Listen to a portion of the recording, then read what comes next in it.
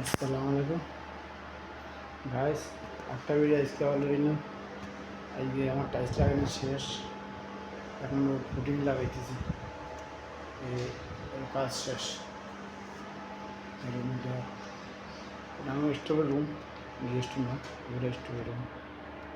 স্টোরের রুমে লাগিয়েছি এগুলো সিট, দেখেন এগুলো সিট। সামনে বারান্দা আছে, কাজ চলতেছে, সব রুমে কাজ চলতেছে। সামনে বারান্দা আছে,